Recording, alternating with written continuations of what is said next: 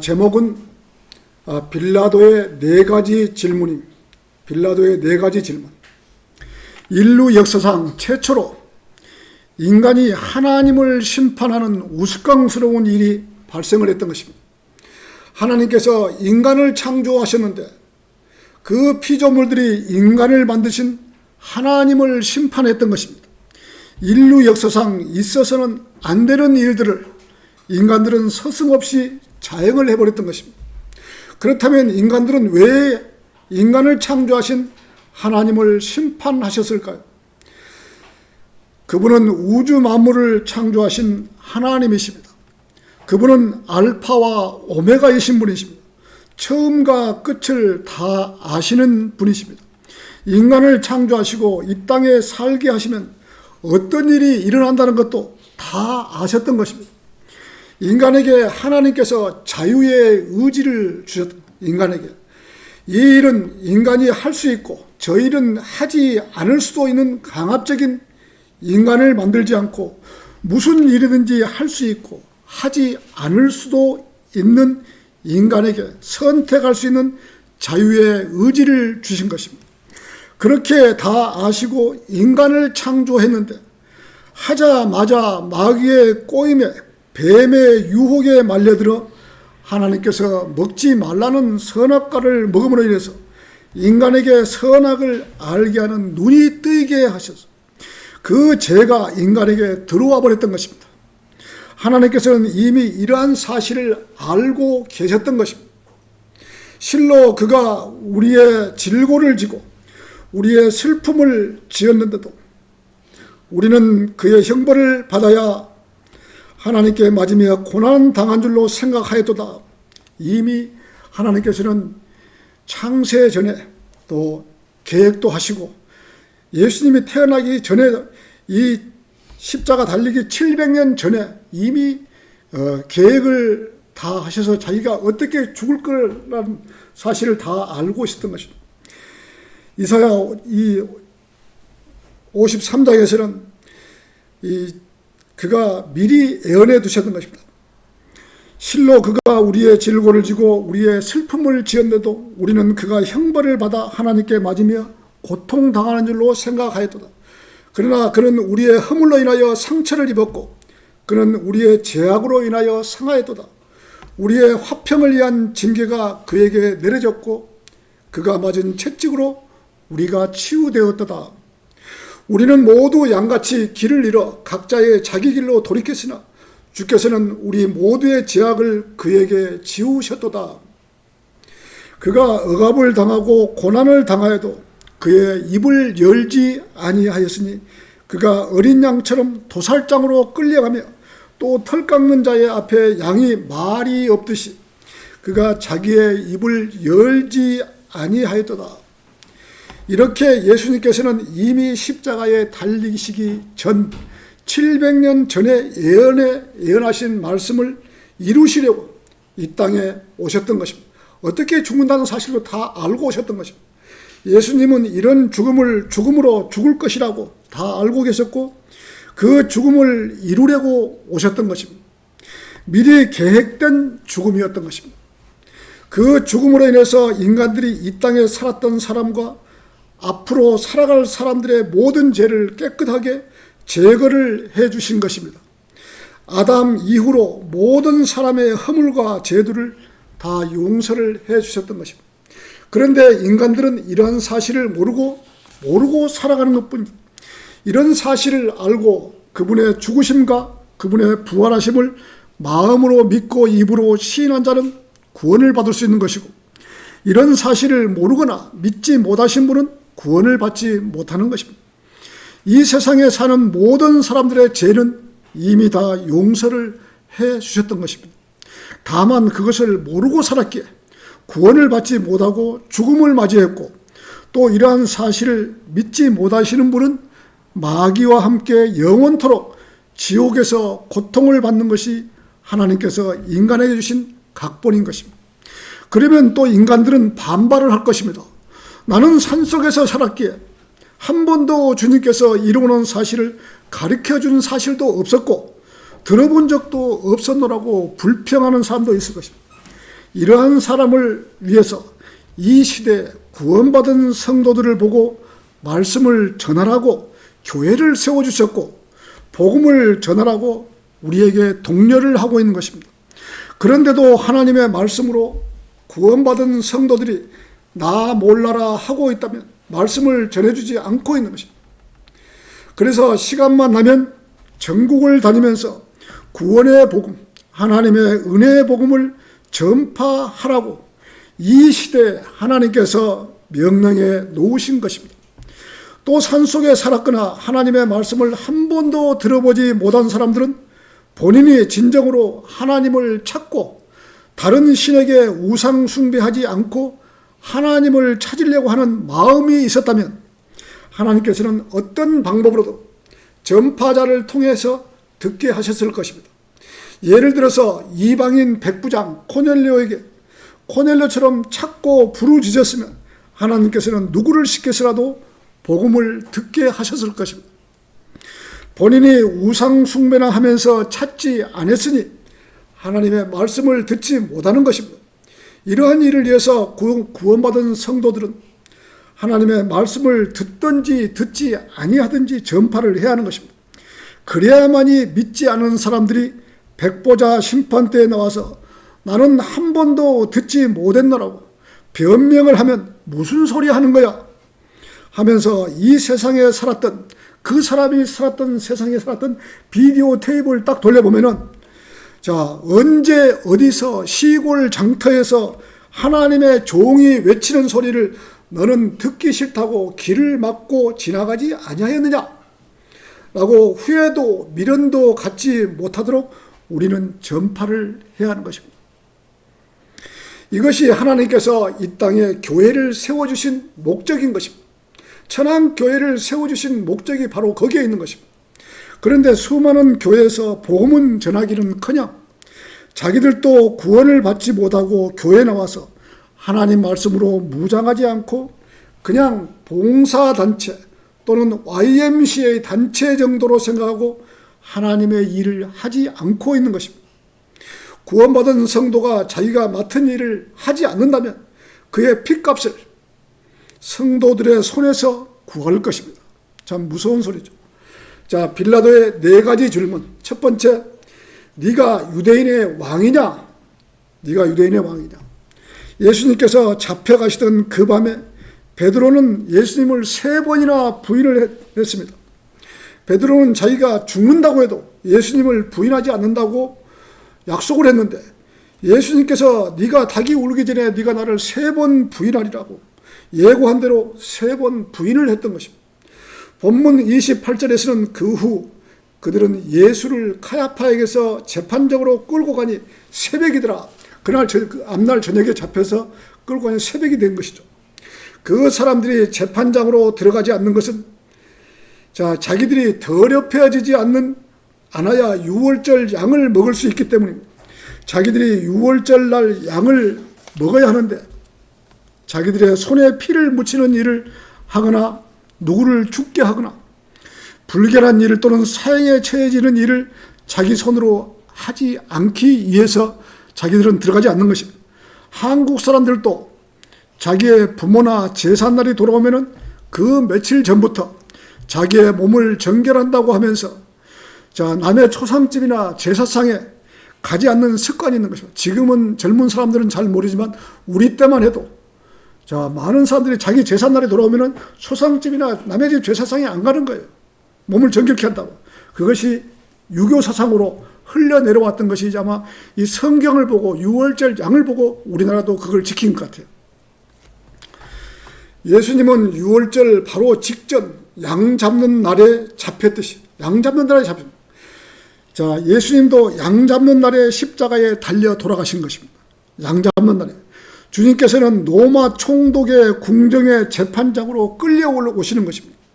여기에서 자기들은 유월절 양을 먹어야 하기 때문에 재판장 안으로 들어가지 않는 것인데 군인들만 들어보내고 자기들은 안으로 들어가지 않았던 것입니다. 그들은 하나님의 삼위일체신 분을 죽이려는 것입니다. 그런 자들이 자기들은 더럽혀지지 않으려고 염려하고 있는 것입니다. 로마 총독의 궁정은 이방인들의 영역이기 때문에 유대인들에게는 더러운 장소로 여겨졌던 것입니다. 유월절을 맞아 양을 먹어야 할 자신들이 그 더러운 장소에 들어가 자신들을 더럽히는 것을 합당치 않게 여기고 들어가지 않았던 것입니다. 그런데 그 유월절 양은 바로 주 예수 그리스도이신 것이다. 주 예수 그리스도시가 그래서 그 양이 되신 것이죠. 고린도전서 5장 7절에서는 우리의 유월절 양이신 그리스도께서 인류의 역사상 지구상에서 가장 추악한 자들이 예수 그리스도를 죽이려고 모의를 하고 있었던 것입니다. 이들은 바리새인들이었습니다. 바리새인들. 이들은 모두 선량한 가톨릭 신자들처럼 이방인들의 더러운 건물 안에는 발도 들여놓지 않을 만큼 정결한 양심을 가진 자들이었습니다. 그런데도 그들은 죄 없으신 분을 죽이는 살인 범죄를 저지르고 있다니 놀라운 일인 것입니다. 그때 빌라도가 그들에게 나와서 너희가 무슨 일로 이 사람을 고소하느냐 하니 누가복음 23장 1절에서는 무리가 모두 일어나서 빌라도에게 끌고 가서 고소하기 시작하여 말하기를 이 자가 우리 민족을 현혹하고 카이사에게 세금 바치는 것을 금하며 자칭 그리스도라고 하더이다 라고 지금 갖다 일러 바치는 것이죠. 빌라도가 그에게 말하기를 네가 유대인의 왕이냐 라고 하니 주께서 그에게 대답하여 말씀하시오 그렇도다 라고 하시니 예수님께서는 재판정에서 빌라도가 묻는 말에 변명이나 인간들처럼 죄를 회피하려고 거짓말을 하지 않고 두 말도 하지 않고 남자답게 정확하게 그렇도다라고 하신 것입니다. 빌라도가 물었을 때 네가 왕이냐라고 했는데 하나도 의심 없이 변명도 없이 그렇도다. 유대인들이 고소한 내용은 모두 거짓말이었던 것입니다. 예수 그리스도께서는 유대 민족을 현혹시키신 일이 없으셨던 것입니다. 그분께서 로마 제국에 바치는 세금을 금하신 적이 없습니다. 예수님께서 세금을 내지 않았던 것이 없어요. 마태복음 17장 21절, 25절 한번 보겠습니다. 마태복음 17장 25절에서는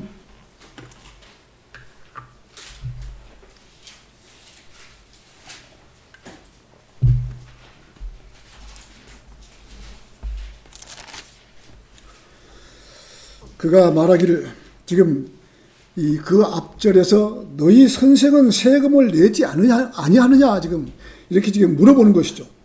그가 말하기를 내신다고 하더라. 그리고 나서 그가 집에 들어오시니 예수님께서 그보다 앞서 말씀하시기를 시몬아 너는 어떻게 생각하느냐? 세상의 왕들이 누구에게 관세와 정세를 걷느냐?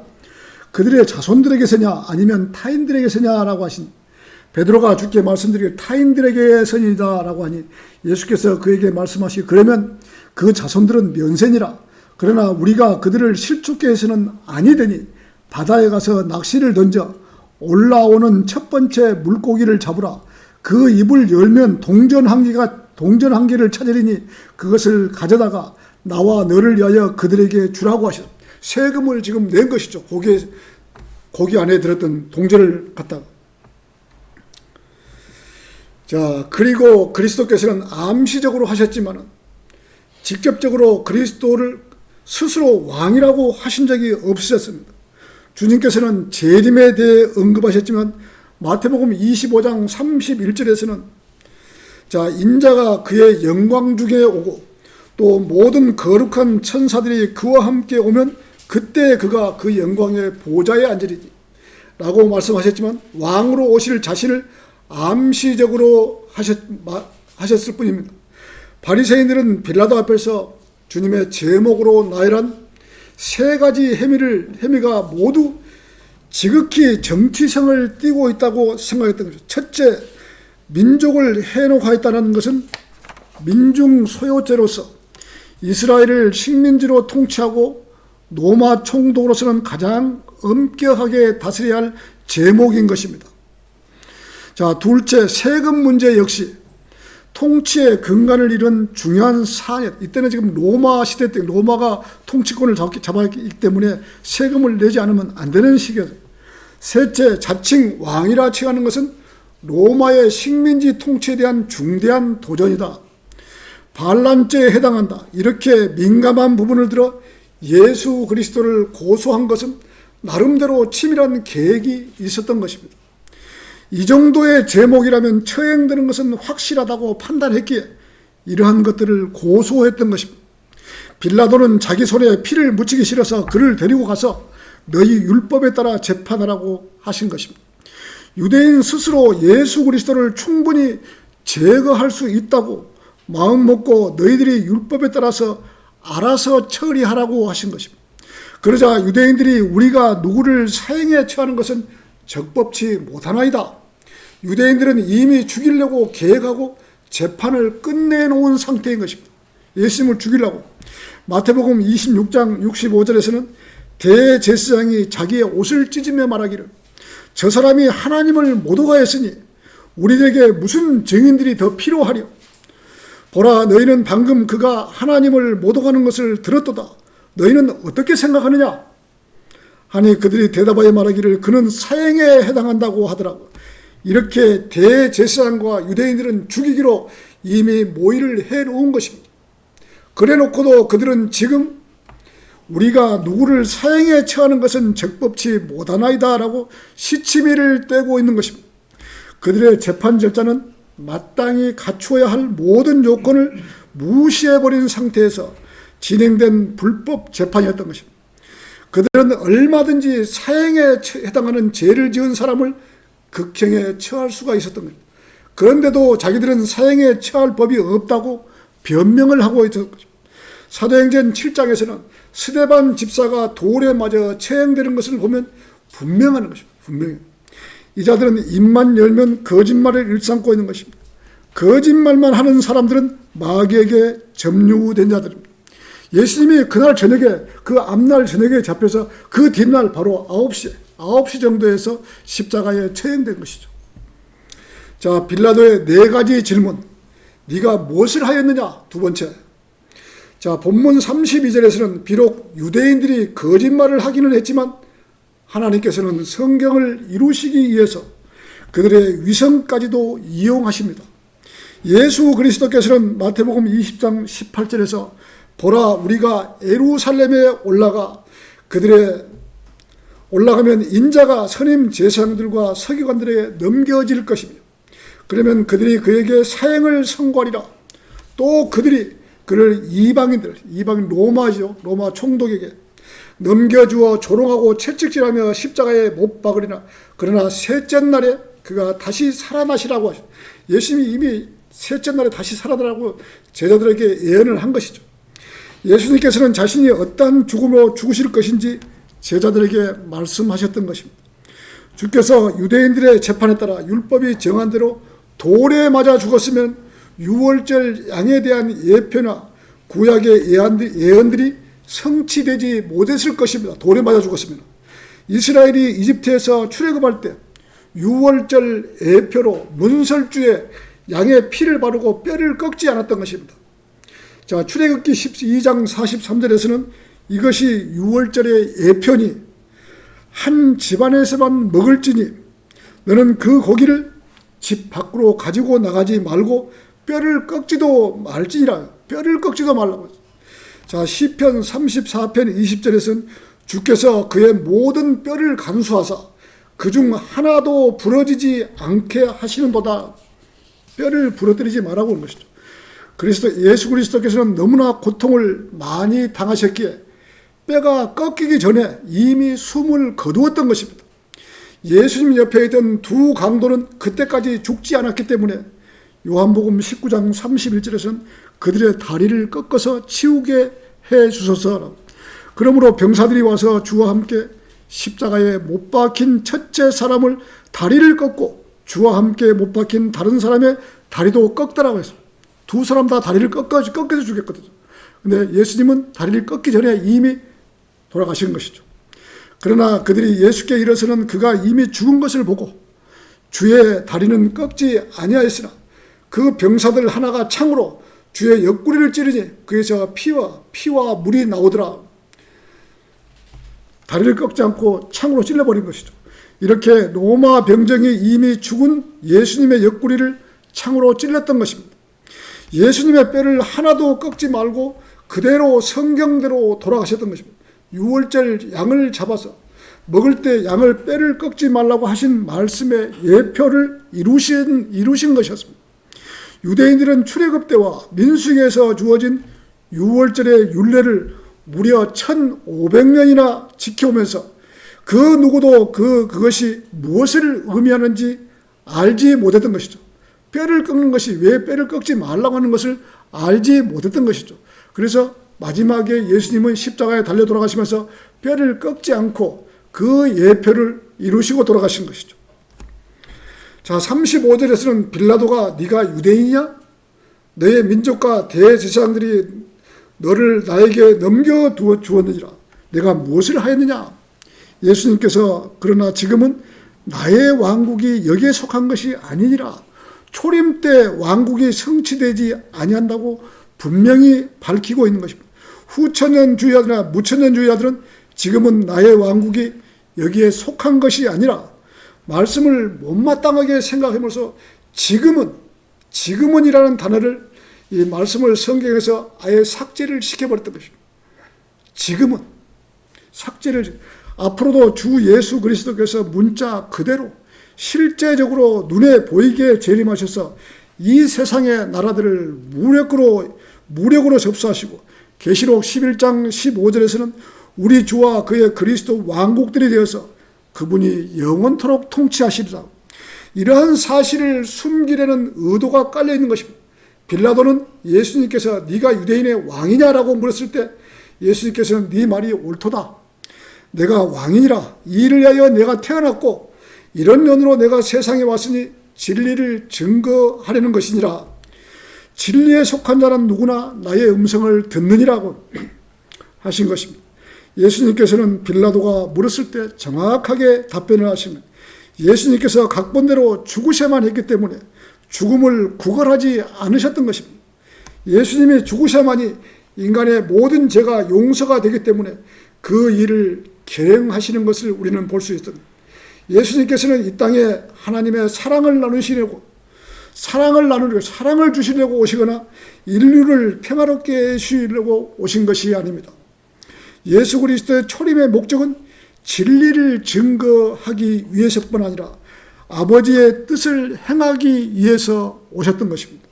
요한복음 6장 38절에서는 이는 내가 하늘에서 내려온 것은 내 자신의 뜻을 행하려는 것이 아니요 나를 보내신 분의 뜻을 행하려는 것이라. 이것이 나를 보내신 분의 뜻이니 즉 그분께서 내게 주신 모든 사람을 하나도 잃지 않고 마지막 날에 다시 살리는 것이라. 마지막 날. 또 이것이 나를 보내신 분의 뜻이니 아들을 보고 그를 믿는 사람은 누구나 영생을 얻게 하는 것이라. 그리고 내가 그를 마지막 날에 살리리라고 하시더라. 초림의 목적은 율법을 이루시는 것과 잃어버린 죄인들을 구원해 주시기 위함이며 주님을 믿는 모든 사람들에게 영원하고 풍성한 삶을 주시고 구원받지 못한 사람들을 구원해 주시려고 이 땅에 태어나서 하나님을 믿고 찾는 사람들을 구원해 주시기 위함이었다. 이렇게 예수 그리스도의 죽음이 없었더라면 우리는 영원토록 구원받을 수 없는 그러한 존재들이었는데 예수님이 십자가의 죽음으로써 우리는 구원받을 수 있는 길이 열렸던 것입니다. 자, 빌라도의 네 가지 질문. 세 번째, 진리가 무엇이냐? 구원받은 성도는 이 세상에 태어난 목적을 알아야 하는 것입니다. 우리는 왜 여기서 하나님께 경배드리며 존재하고 있는 것을 알고 지내야 하는 것입니다. 세상 사람들은 그 누구도 이것을 아는 사람이 없습니다. 예수 그리스도께서 이 세상에 오신 목적을 뚜렷이 알고 예수님은 알고 계시던 것이죠. 그리스도인으로서 거듭난 성도들 역시 이것을 알아야 하는 것입니다. 주님께서는 진리를 증거하시기 위해서 오셨던 것입니다. 그렇다면 구원받은 우리도 이 세상에 태어난 목적과 이 자리에 있게 된 이유가 진리를 증거하는 것임을 분명히 알고 있어야 하는 것입니다. 그리스도인들은 세상 사람들과 같지 않은 것입니다. 성령으로 거듭난 사람들입니다. 새롭게 태어난 사람들입니다. 하나님께서는 자기의 몸을 들여 죽기까지 하시면서 구원받을 수 있는 길을 열어놓았고 우리는 그분의 말씀에 따라서 거듭난 성도들인 것입니다. 하나님께서 자기의 아들들로 삼아주셨습니다. 하나님의 아들들이 하나님의 명령에 순종하지 않고 자기들 마음대로 세상 사람과 똑같이 세상을 위해 살아간다면 하나님께서는 대단히 실망하실 것입니다. 그러기에 우리는 세상에 태어난 목적이 무엇이고 우리가 존재하고 있다는 이유를 분명히 알고 살아가야 하는 것입니다. 진리를 증거하는 것이 우리의 목적인 것입니다. 진리를 증거하십니다. 이것이 우리가 해야 될 일인 것입니다. 이것이 하나님께서 천안 생명 침례교회를 세워주신 목적인 것입니다. 많은 교회가 있지만 이 일을 하지 않고 있는 것입니다. 고작 해봐야 자기 교회 주보나 전해주는 그러한 일밖에는 못하는 것입니다. 하나님 말씀인 진리를 전해야 하는 것입니다. 38절에서는 빌라도가 예수님께 던진 질문이기도 합니다. 빌라도는 예수님께 진리가 무엇이냐라고 했는데 예수님께서는 그 질문에 대해 응대조차 해주시지 않았는데 그것은 빌라도가 진지한 마음으로 진리란 무엇인가에 대한 관심이 없었던 것입니다. 진리란 무엇이냐라고 말을 하고서 곧바로 밖으로 나가버렸던 것입니다. 그러나 우리들은 진리란 무엇인가를 아는 성도들인 것입니다. 우리는 성경을 통하여 배웠고 알았기 때문입니다. 우리 주님께서는 요한복음 14장 6절에서 나는 길이요 진리요 생명이라 나로 말미암지 않고서는 아버지께로 올 사람이 아무도 없다고 말씀하신 하나님의 아들 예수 그리스도인 것입니다. 그분께서 진리이십니다. 우리들은 주 예수 그리스도를 증거하기 위해서 그리스도인으로 태어났고 진리를 증거하기 위해서 살아가고 있고 하나님께 사랑받는 자들이 이 자리에 있는 것입니다. 우리는 사는 날까지 이 사역을 열정적으로 감당하고 명령을 준수해야 하는 그러한 사명을 가지고 구원받은 성도들인 것입니다. 예수님께서 이를 위하여 내가 태어났고 이런 연으로 내가 세상에 왔으니 진리를 증거하려는 것이라. 이 말씀이 바로 빌라도가 네가 무엇을 하였느냐라는 말의 답변이기도 한 것입니다. 주 예수 그리스도 그분을 증거하시기 위해 그분 자신이 이 땅에 오신 것입니다. 그 진리가 바로 주 예수 그리스도이시고 그 진리가 바로 왕이신 그분이신 것입니다. 예수님도 이렇게 전하신 것처럼 우리도 디모데전서 6장 12절 믿음의 선한 싸움을 싸우라. 영원한 생명을 붙잡으라. 이를 위하여 내가 또한 부르심을 받았고 많은 증인들 앞에서 선한 고백으로 고백하였느니라. 만물을 살리시는 하나님 앞에서 폰티오 빌라도 앞에서 선한 고백으로 증거하셨던 그리스도 예수 앞에서 내가 너에게 명하노니 우리 주 예수 그리스도께서 나타나실 때까지 흠없고 책망받을 것이 없이 이 명령을 지키라고 하신 것처럼 우리도 이렇게 살아야 하는 것입니다. 빌라도는 예수님을 3번이나 신문하였으나 죄를 발견하지 못했던 것입니다. 예수님을 신문한 끝에 무죄라고 판결을 내렸고 그를 방면하기로 3번씩이나 시도했지만 군중에 의해서 거절되었으며 그는 예수 그리스도를 십자가에 매달아 극형에 처했던 것입니다. 40절에서는 그때 그들이 모두 소리질러 말하기를 그 사람이 아니라 바라바라고 하니라. 그런데 바라바는 강도더라. 빌라도는 예수님을 놓아주기를 원했으나 유대인들은 예수님을 사면을 극렬하게 반대했던 것입니다. 그 대신 강도 바라바를 사면해 줄 것을 요구를 했던 것입니다. 유대인들은 죄 없으신 예수님을 십자가에 매달게 하고 강도인 바라바는 풀어주었던 것입니다. 강도를 대신해서 아버지의 아들이신 주 예수 그리스도께서 죽으신 것입니다. 그러니까 어제 저녁에 잡혀서 하루 밤 사이에 재판을 받고 그 아침에 바로 9시에 우리나라 시간으로 9시에 십자가에 달리셔서 오후 3시까지 그 뜨거운 태양에서 계셨던 것이죠. 목마르다 외치면서 예수님께서 우리의 죄를 위해서 6시간 동안이나 이렇게 십자가에 달려서 있었던 것이죠. 예수님은 아무런 죄가 없으시기 때문에 법정에서 풀려날 줄 알았던 것입니다. 성경의 예언을 무시한 제자들은 예수님께서 법정에서 이기실 줄 알았던 것입니다. 그러나 예수님이 십자가에 못 박히자 제자들은 자기들이 3년을 따라다녔는데 십자가에서 죽으시자 너무 실망을 했던 것입니다. 예수님께서 성경에 예언한 사실을 이루려고 십자가에 죽으셨던 거예요. 이스라엘은 메시아를 십자가에 매달아 죽게 하신 이후로는 수많은 사람들이 예루살렘 길 양편에 십자가에 달려서 죽은 것이죠. 전 세계에 흩어져서 혹독한 대가를 치러야 했고, 히틀러에게 왜 죽어야 하는지도 모르고 모른 채 가스실에서 600만 명이 죽어가는 비참한 현실을 당했던 것입니다. 너무나 많은 사람이 죽었기에 사람의 시체에서 나온 기름으로 비누를 만들어서 쓰기도 했던 것입니다. 비로소 이스라엘 나라는 약 2000년간 전 세계를 떠돌아다니면서 구걸하다시피 하며 살다가 1948년 5월 14일 날 비로소 국가로 독립을 한 것이죠. 하나님께서 1948년 5월 14일 날로 시작해서 한 세대가 가기 전에 오신다고 우리에게 약속을 했던 것입니다.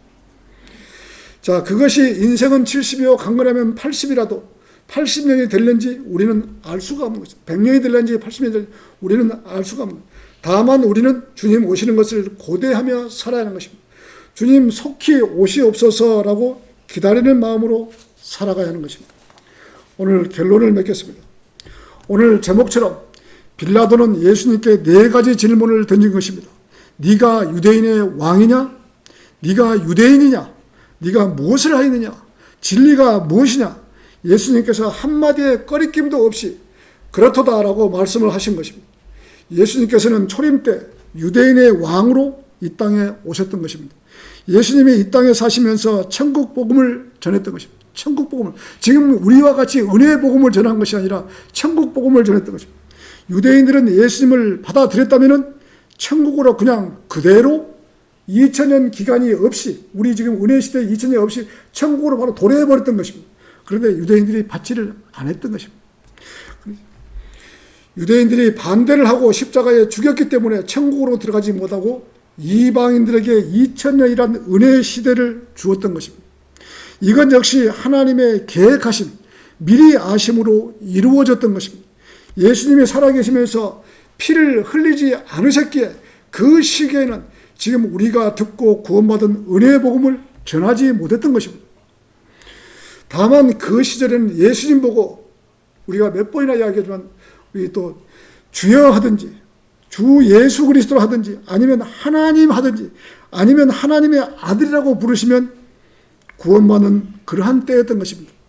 예수님이 살아계시기 때문에 피 흘리시기 전이기 때문에 구원받는 방법이 지금 이 시대하고는 틀린 것입니다. 예수님이 십자가에 달린 두 강도와 한 명은 누가복음 23장 39절에서 그때 매달린 행악자 중에 하나가 주를 욕하며 말하기를 네가 그리스도거든 네 자신과 우리를 구원하라고 하니, 다른 행악자가 대바닥 꾸짖자 말하기를 네가 동일한 정죄함을 받고 있으면서도 하나님을 두려워하지 아니하느냐. 우리는 행한 것에 대한 보응을 받는 것이 참으로 당연하지만 이분은 아무 잘못을 행한 것이 없도다라고 한 강도가 그러면서 예수께 말씀드리기를 주여 주께서 주의 왕국에 임하실 때 나를 기억하소서. 그 강도가 예수님께, 그때는 예수님 피 흘리시기 전이었으니까 나를 기억하소서라고 하니 예수께서 말씀하시기를 진실로 내가 네게 말하노니 네가 나와 함께 오늘 낙원에 있으리라고 선포를 해놓으시고, 이미 죽지도 않으셨는데 네가 오늘 나와 함께 낙원에 있으리라 예수님께서 선포를 해놓으신 것이죠. 그때 예수님 살아계실 때는 저분이 하나님이시다 주여 이렇게 하면 구원받는, 지금은 그렇게 안 되잖아요. 예수 그리스도의 보혈을 믿어야 되는 구원받는 것이죠. 지금은 이 시대는 예수 그리스도의 보혈을 믿고 구원을 받을 수 있었던 것이죠. 지금은 또 7년 대환란 때는 믿음과 행위로 구원을 받아야 하며 끝까지 견뎌야 하며 구원받는 시기가 7년 대환란 시기인 것입니다. 그때는 예수 그리스도의 보혈도 믿어야 되고 또 행위로 믿음을 지켜야 구원받는 시기가 오는 것입니다. 7년 대화할 때는 믿음과 행위로 끝까지 견뎌야 되고 표를 받지 말아야 되고, 이것이 지금 환난 성도들이죠. 이렇게 구약의 구원받는 방법과 예수님 살아계실 때 구원받는 방법과 지금 이 시대에 구원받는 방법과 대환란 때 구원받는 방법이 다 틀려 있는 것입니다. 이러한 사실을 모르고 구약이나 신약이나 뭉텅거려서 복음을 전한다면 그야말로 짬뽕 복음, 짬뽕 복음, 다른 복음을 전한 것입니다. 갈라디아서 1장 8절에서는 그러나 우리뿐만 아니라 하늘에서 온 천사라도 우리가 너희에게 전한 것 외에 어떤 다른 복음을 전한다면 그는 저주를 받으리라. 지금 이 시대는 하나님의 은혜의 복음 외에는 다른 복음을 전한다면 저주를 받는 것입니다. 예를 들어서 구원받은 구원은 믿음과 은혜로 받는 것이다. 지금 우리에게 전해진 이 복음이죠. 그런데 어떤 행위로 구원받는다고 하면 그런 다른 복음을 전하고 있는 것입니다. 또 율법을 지켜서 구원받는다고 하면 다른 복음인 것입니다.